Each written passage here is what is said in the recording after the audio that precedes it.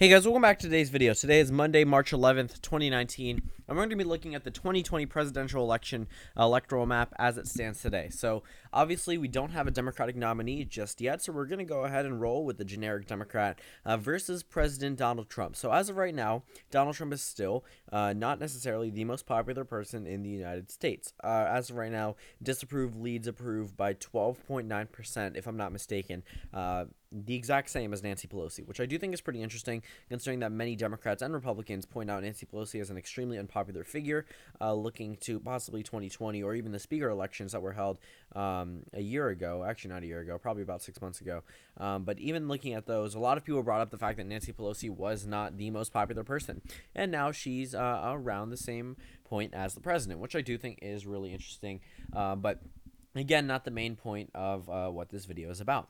Today we're going to be looking at pretty much the chances of Donald Trump's re-election, and they are pretty slim at this point in time. The generic Democrat, to be honest, there is no real generic Democrat running. The closest probably would be Joe Biden, center-left, with, a couple things behind him. Obviously, every Democratic candidate is going to have their pros and cons. But still, right now, Joe Biden leads the 2020 race for both the presidential election, general election, and the Democratic primary, which I do think is interesting, considering that Joe Biden has not even announced his presidential election campaign, and yet he's leading in Iowa. Actually, I believe Sanders might be leading or getting close in Iowa. I'm pretty sure Sanders is leading in New Hampshire, but Biden leads nationwide. Michigan, South Carolina. I mean, Michigan and South Carolina I do think are interesting because they are around the same exact numbers in terms of support for Joe Biden. But both of these states, South Carolina was a solid Clinton state, whereas Michigan was supposed to be and did not end up being a solid Clinton state whatsoever. In fact, went to Bernie Sanders in 2016. It was the biggest upset. But moving on from that, we're looking at an electoral map that favors the Democratic Party very heavily. Going back to 2016, I'm just going to go ahead and fill in actually right now all the safe states for Donald Trump. Some of these are not going to be safe states. All the states that are not going to be safe, we're going to go ahead and not characterize at this point just yet. We're going to go ahead and discuss those once we do get to them. Looking at states like Indiana, Missouri, West Virginia, Mississippi, Kansas, South Carolina. These are typically Republican states, but we're going to talk about them in just a moment in terms of the way that the electoral map is standing today. As of right now, all these northern states are clearly Democratic states. California, New Mexico. New Mexico, actually, we can move into the toss-up column for right now because that one's probably not going to be safe. Illinois, add to the Democrats, obviously going in the safe column. So as of safe states, out of all the safe states, we probably have 182 electoral votes for the Democratic Party and 104 for Donald Trump. So the reason why we're looking at all the safe states is, number one, to get a little baseline as to how we're starting to look at this electoral map. Number two, looking at the overall chances in individual states. The surrounding states definitely tell you a little bit about how other states are going to go. If you look at states like Pennsylvania, Wisconsin, Minnesota, and Michigan, let's say Wisconsin, Michigan, and Pennsylvania all go to the Democrats, you can probably assume that Minnesota is also going to go to the Democrats. Or if we look at other states like in the Northeast, we're seeing all those safe Democratic states. It doesn't seem too unrealistic that Democrats might win in New Hampshire and Maine. But again, we're looking at a generic Democrat versus Donald Trump. We're just looking at how the electoral map stands as of today. Well, number one, again, like I said before, it is not a good look for the president. He already is losing voters in a number of states, but for some of these states, they really should not be not characterized as of right now. Kansas, South Carolina, and Mississippi should all be characterized as Republican states, but not necessarily safe. If we look at the 2018 midterm election results, we did see some interesting flips in a number of these states. Mississippi definitely got closer. The actually Senate special election was less than 10%, which is very interesting to me. Kansas flipped to the Democrats in 2018. It was actually a target, not really a target, but showing interesting numbers back in 2016 when it showed Hillary Clinton leading by 4% at one point in time.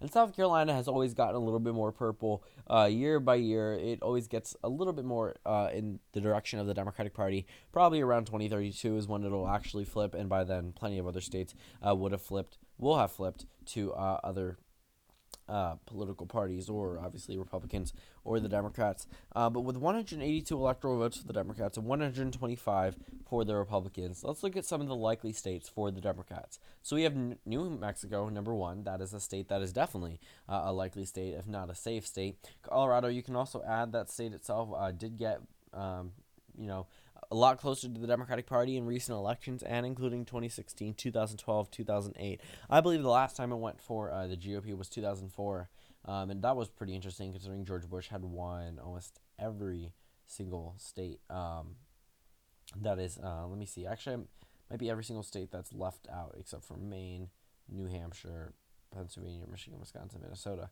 So all the rest of those regular swing states, George Bush won back in 2004. Donald Trump is probably not going to carry every single toss-up state right here. He definitely is going to carry some of these, and we're going to talk about that in a moment. But as of right now, Donald Trump is not doing the best, to be completely honest with you. The generic Democrat is at 196 electoral votes. Donald Trump is at 125. Let's talk about congressional districts, because those are always interesting topics. The generic Democrat, I do think that he could, or she could, carry Maine's 1st district by a likely margin, going over to Maine at large.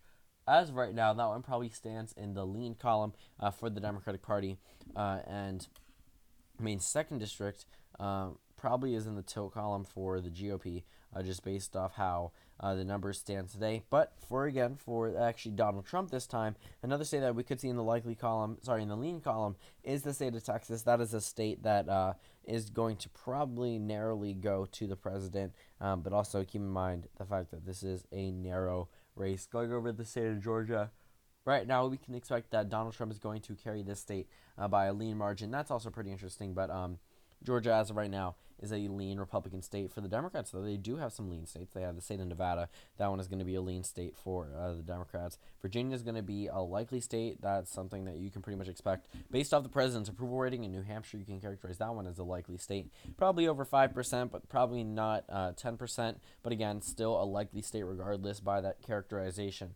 And as of right now, that puts the Democrats at 222, 10 away from what Hillary Clinton got in 2016, and Donald Trump at 180. Now, moving over to some other states, we have the Rust Belt. The Rust Belt is going to be pretty interesting. Right now, I do say that Donald Trump is pretty close in the state of Ohio. I do think that one's going to be a lean margin. But Iowa, I see as a tilt margin. He is very, very, very, very, very unpopular in the state of Iowa, almost beyond belief, because of the fact that he overwhelmingly won here in 2016, and it doesn't seem like that's going to be 100% the case moving into 2020. And for Nebraska's 2nd district, this one's going to narrowly go to the GOP. Donald Trump really hasn't lost that many voters in the state of Nebraska. It didn't flip in 2018, or 2016, and the Democratic Party has yet to pick up the 2nd district in a House election. It's going to be really hard for them to get it in this general election. But for other Democratic states, we have Minnesota. That one's going to be a likely state. Michigan, Wisconsin. You can probably expect all of these, including Pennsylvania, to be lean states as of right now. And that puts the Democrats at 278 electoral votes. That's pretty much expected looking at all of the candidates combined, whether it's Sanders, whether it's Biden, whether it's Harris or Warren. Some of them will lose. Like I said before, Warren probably won't carry all 3 of those states, or will have a very tough time doing so. Plenty of other Democrats are definitely weaker than Biden and Sanders. And as of right now, I do see those 3 Rust Belt states as lean Democratic states just for right now. Again, times can change. We're about 2 years away from the 2020 presidential election, actually a year and a half. So it's going to be really interesting when we see the results and look back to videos now. But I do think that it's always interesting to make an early characterization of the 2020 presidential election. Again, for Donald Trump, he's probably going to carry the state of North Carolina by a narrow margin. We're going to put that one narrowly into his column, into the lean column. For the Democrats, you can also expect them to carry the state of Florida by a lean margin. If you recall back to 2018, both elections were decided by either 0.4 or 0.2%. Then you go over into the 2016 presidential election. It wasn't exactly decided by a landslide either. And the final state, the state of Arizona. That is a state you can expect to narrowly go, and I mean narrowly go, to the GOP. at the end of the day. Arizona is a pretty conservative state when it comes down to some governor elections, some Senate elections. Actually, not so much 2018, but before then, sure. But as of right now, I do think Donald Trump is losing voters there, but I think that he's still going to narrowly edge out a victory there. So that pretty much wraps up today's video. The ending of the video ended with the Democrats at 278 electoral votes to Donald Trump's 260.